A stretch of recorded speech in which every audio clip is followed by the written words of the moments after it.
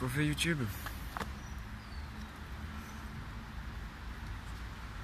Ça me fait chier là. Elle était bien. J'avais fait déjà. Je viens de me tourner la vidéo, mais j'avais plus de mémoire. Du coup, elle s'est coupée en plein milieu. Et il faut que je recommence. J'aime pas ça. Pas le choix. Le sujet de cette vidéo est en rapport avec ma lecture du moment. Donc je vais d'abord te lire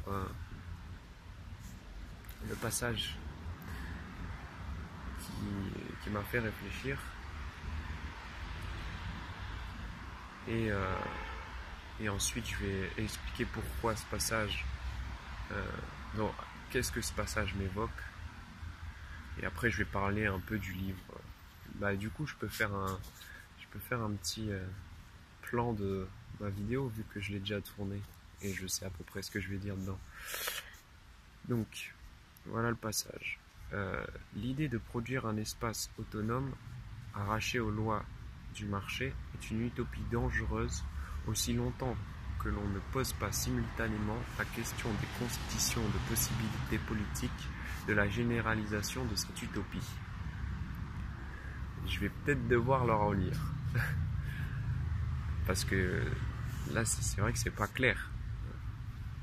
En fait c'est Pierre Bourdieu. J'en ai déjà parlé je crois. C'est une question de sociologie de Pierre Bourdieu. Et tu constates que dans cette citation là que j'ai pris dans cette phrase, c'est difficilement compréhensible. Ça c'est pas accessible à tout le monde, à tous. Alors je vais d'abord digresser un peu sur Pierre Bourdieu. En fait, il explique pourquoi, à un certain moment du livre, il explique pourquoi il utilise ce vocabulaire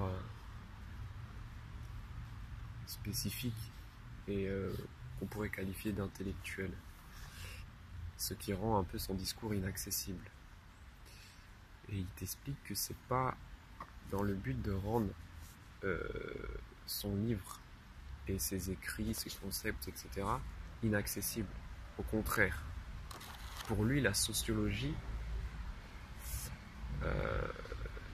c'est quelque chose qui doit être diffusé au plus grand nombre parce qu'elle possède les armes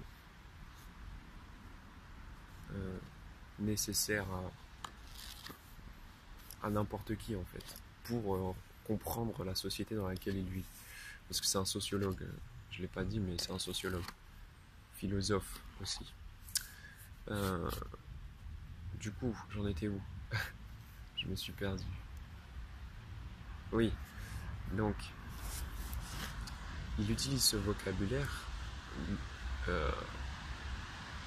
donc il explique l'utilisation de ce vocabulaire par le fait, alors ça va être dur d'expliquer, mais il ne veut pas que rendre son discours inaccessible aux profanes. Il veut juste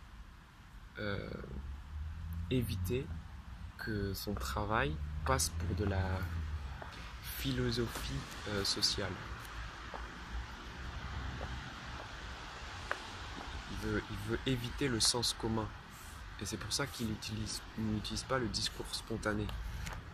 Il privilégie un discours, on peut dire d'intellectuel. Voilà.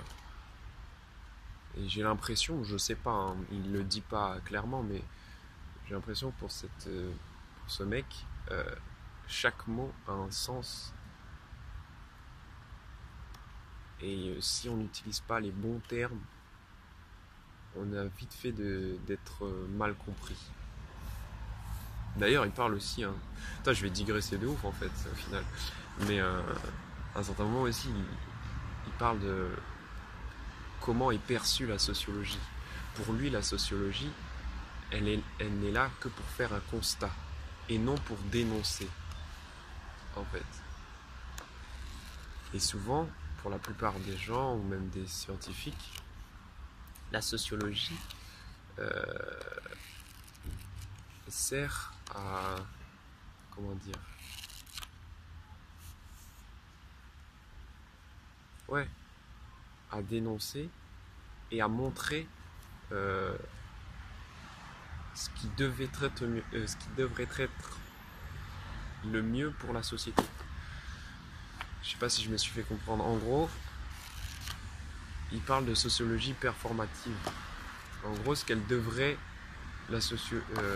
la société devrait être. Voilà. Pour la plupart des gens, la sociologie montre et dénonce des mécanismes qui limitent la société à son état actuel. Voilà. Voilà à peu près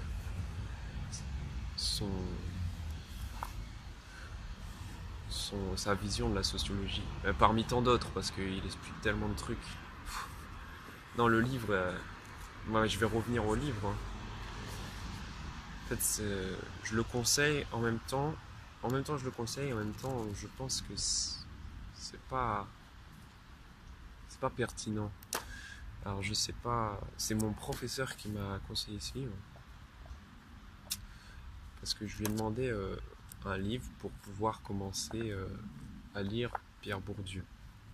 Vu que ça a l'air d'être d'une référence dans la sociologie et que c'est vrai que pour mes études, j'en aurais certainement besoin. Donc il m'a conseillé, c'est celui-là, question de sociologie. Sauf que le petit bémol que je trouve, c'est que dans ce livre, c'est pas une œuvre où il expose ses concepts. Parce que voilà, Bourdieu il est connu pour certains concepts comme le concept d'habitus, de capital culturel et d'autres que j'ai pas retenus. Et le problème c'est que moi je les comprends pas ces concepts, je les connais pas et parfois il les utilise parce qu'en fait je t'explique, c'est un condensé d'interviews, de questionnaires ou de représentations de conférences en fait. En gros, il a écrit, il a fait un condensé de ses interviews, voilà. Donc c'est que des questions, d'où question de sociologie justement. C'est voilà des mecs qui le questionnent sur ses ouvrages en fait, la plupart du temps, et sur sa vision, sur la vision qui montre dans les ouvrages qu'il a fait, qu'il a déjà fait, voilà. Et c'est ça le bémol, c'est que moi je les ai pas lus ces ouvrages. Et du coup, des fois je suis un peu perdu. En plus que le mec parle à un discours plutôt rigoureux. Bref. Donc voilà. Et pour en revenir parce que j'ai digressé de ouf en fait, plus que dans la vidéo précédente, ça m'aurait étonné. Donc je relis la phrase qui m'a interpellé. L'idée de produire un espace autonome arraché aux lois du marché est une utopie dangereuse aussi longtemps qu'on ne pose pas simultanément la question des conditions de possibilité politique de la généralisation de cette utopie. En fait, cette phrase-là,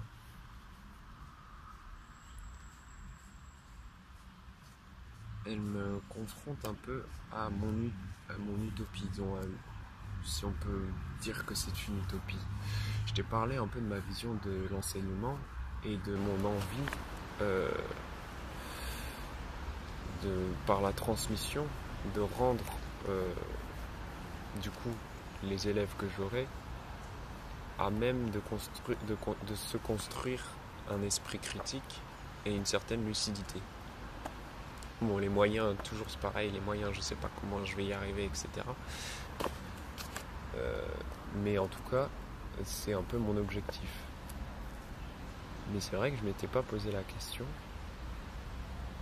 quelles répercussions ça a d'enseigner quelque chose qui va à l'encontre de la société actuelle.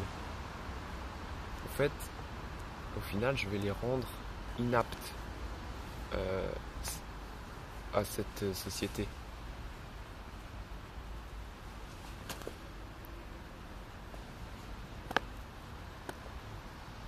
Et du coup, c'est un dilemme.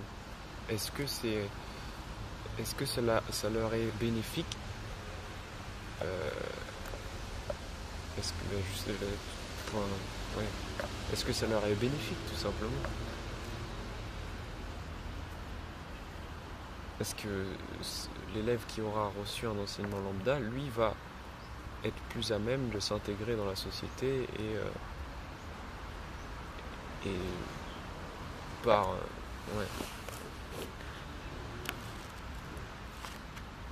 il va donc être plus heureux, si on peut dire ça comme ça. Parce que, en général, les marginaux sont beaucoup moins... Ils se posent plus de questions et c'est pas forcément toujours une partie de plaisir. Voilà. Et c'est vrai que je m'étais jamais posé la question. Je me suis jamais dit est-ce que ça leur serait bénéfique en fait. Parce que clairement, je vais pas les aider à s'intégrer au final. Ça veut pas dire qu'ils vont forcément être inaptes, mais il y a une possibilité de devenir le vilain petit canard, entre guillemets. Toujours. Voilà. C'était un peu ça l'idée. D'ailleurs, je suis en train de me regarder, mais il y a la phrase juste en haut qui, en fait, j'aurais dû prendre celle-là parce qu'elle est plus parlante. C'est un exemple. Par exemple, un professeur qui refuse de noter ou qui refuse de corriger le langage de ses élèves a le droit de le faire. Mais il peut, ce faisant, compromettre les chances de ses élèves sur le marché matrimonial ou sur le marché économique où les lois du marché linguistique dominant continuent à s'imposer. En gros, cette partie-là, c'était sur la linguistique, sur le langage oral, enseigner le langage oral. Et du coup, voilà, par cet exemple, tu comprends bien que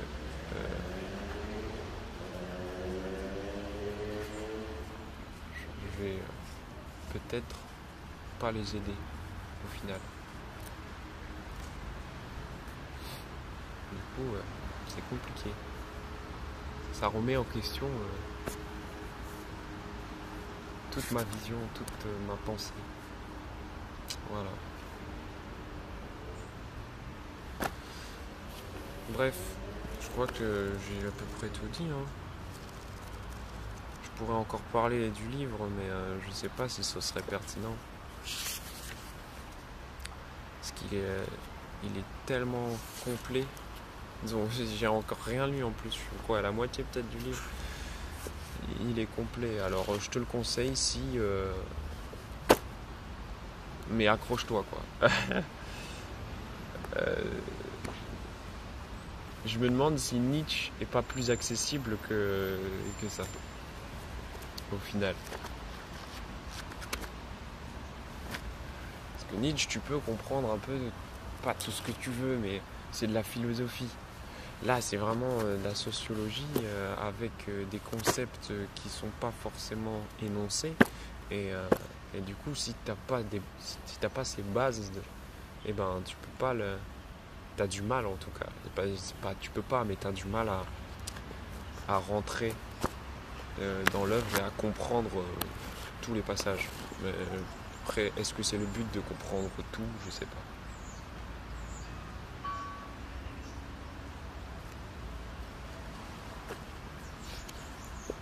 Après, il parlait aussi moi, je vais faire tout le truc, je vais pas en reparler de ce livre.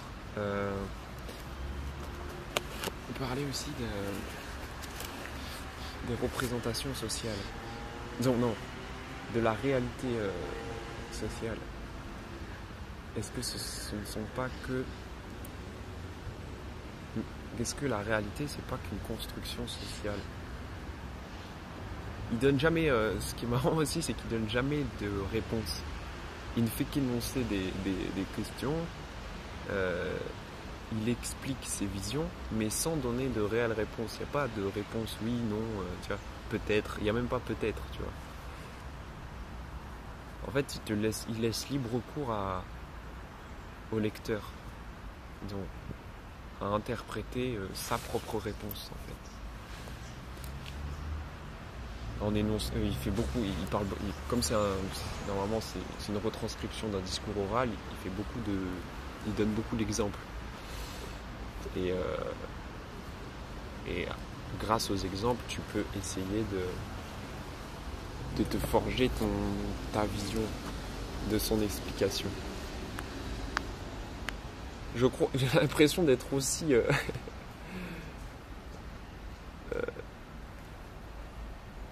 ouais, que ce que je raconte est aussi complexe que ce que je suis en train de lire. C'est difficile de vulgariser au final. Moi j'admire les mecs qui arrivent à faire ça, vulgariser, c'est quand même ouf. Je suis un mauvais...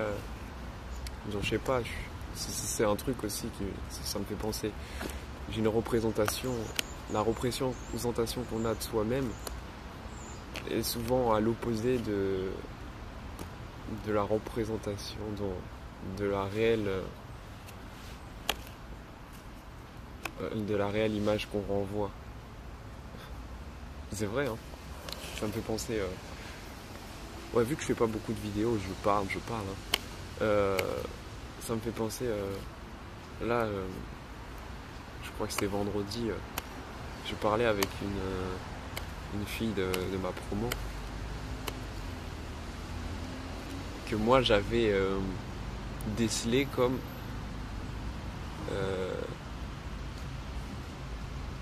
pas introvertie mais distante et plutôt réservée.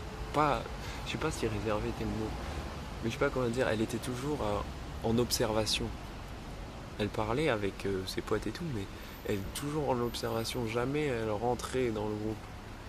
Et j'ai eu l'occasion de parler un peu avec elle. Et au final, pareil, rien à voir avec l'idée que je me faisais d'elle. Et le pire, c'est que même elle m'a montré que moi-même, j'avais une représentation de moi qui était faussée. Pour moi, je suis pas quelqu'un de sociable. Je sais pas ce qu'on peut appeler... je sais pas qu'est-ce qui détermine... quels sont les critères de sociabilité qui rend quelqu'un sociable. Mais elle m'a dit, ouais, je suis sociable. Or, je me trouve pas du tout sociable. Parce que comme je te dis, moi, je fais pas de... Comment dire? Ouais. Si j'ai rien à dire, je dis rien, quoi. C'est logique. Oh, t'es con, putain. Ouais, c'est logique. Mais j'ai souvent rien à dire, en fait. Voilà. Bref. Tout un tas de digressions qui me paraissent inintéressantes, mais voilà. De toute façon, comme d'habitude, hein, au bout de 20 minutes, la plupart des gens doivent rester, allez, peut-être les 5 premières minutes, donc c'est bon. C'est pour les vrais. Voilà. Sur ce, YouTube, je te dis à plus.